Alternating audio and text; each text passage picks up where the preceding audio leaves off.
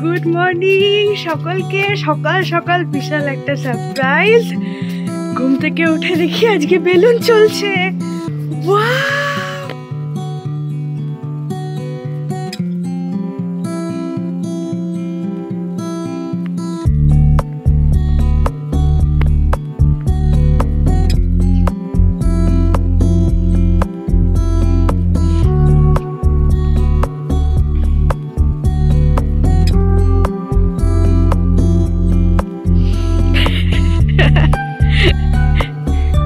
Actually নিচ থেকে ওপরটা দেখতে বেশি ভালো লাগছে, তাই না?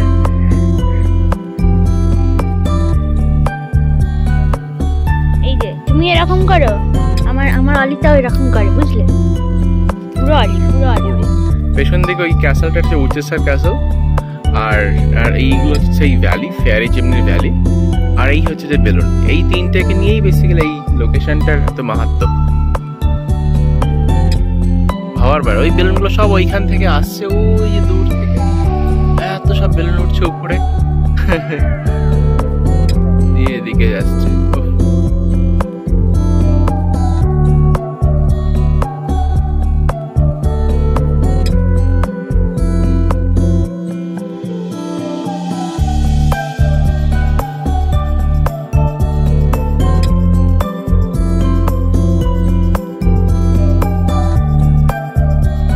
বেলুনটাকে দেখো, মনে তো হচ্ছে ওই হোটেলের ছাদেই বসে পড়বে।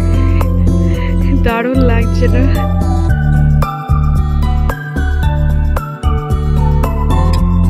গ্যাস দিয়ে দিলে এবারে উপরে উঠে যাচ্ছে।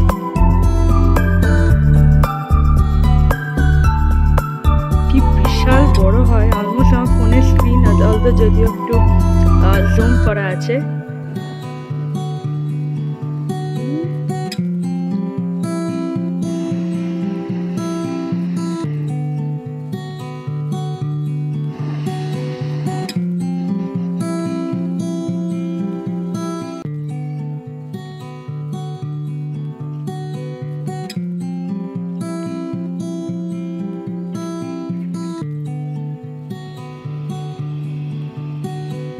আয় আয় এদিকে, আয় আয় আয় কাছে আয়, আমরা এখানে বসে আছি, আয়।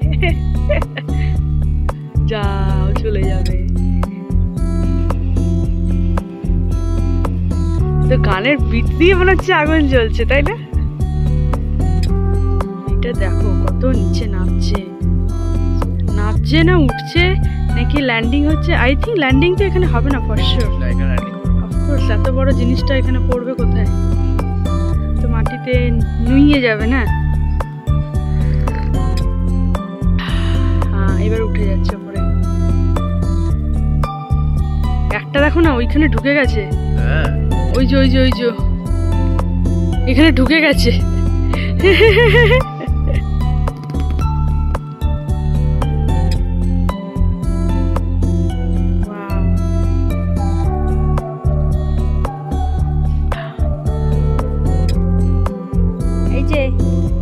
এটা আবার একটা তুমি সত্যি এলে বলো তো?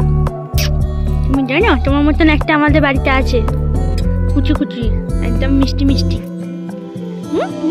খেতে দাও আমাকে, খেতে দাও। বসে থাকবে এখানে, বসো। তুই 3.5 কটা হট এয়ার বেলুন দেখলি রে? এতগুলো দেখেছিস? তোর তো বয়স অত লাগছে না। কত বছর হলো না? 1-2 বছরই হবে, অলির থেকে ছোট। আর এই দেখো, এই যে ব্লু কালারের বেলুনটা, সেটা হয়ে গেছে। এরপরে ওটা ওখানে ওদের লোকজন এবার নেমে যাবে, চুপসে দেবে, বেসিক্যালি হাওয়াটাকে বার করে দেবে।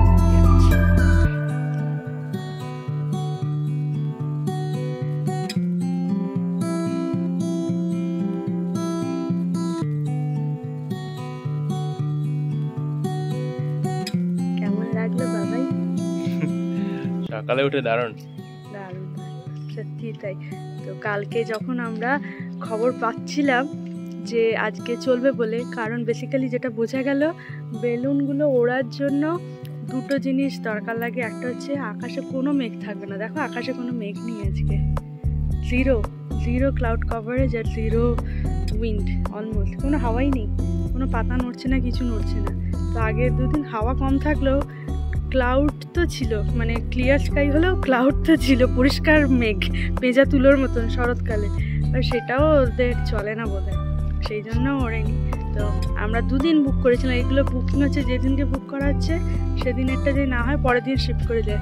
তো আমরা যেদিন এসেছি তারপরের দিন বুক করা ছিল, সেদিনেরটা ক্যান্সেল হলো, যখন তারপরের দিন বুক হলো কালকে যে ক্যান্সেল হয়ে গেল, আমরা আর করিনি, কারণ আজকে আমরা এরপরে বেরিয়ে যাব ফ্লাইটের জন্যে। এখন বাজে সময় 6:30 না 6:45, আমরা বেরোবো 10টায়, আমরা চেক আউট করে এয়ারপোর্টের দিকে যাব, কারণ স্বর্ণর ঘুমটা খুব দরকার।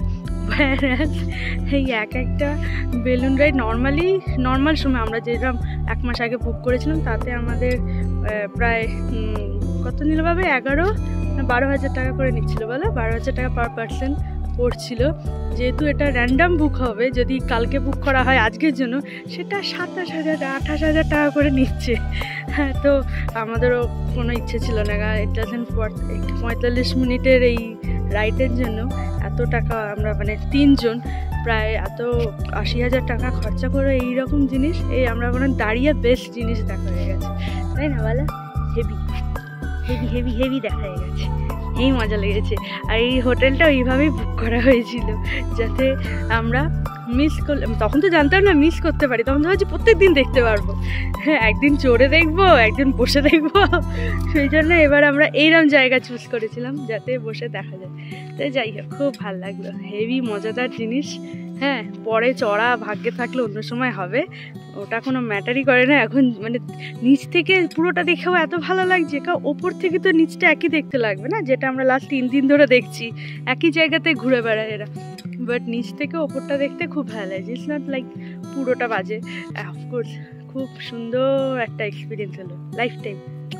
আগেবারও আমরা দেখেছিলাম, বাট এটা একটু বেশি ভালো লাগলো।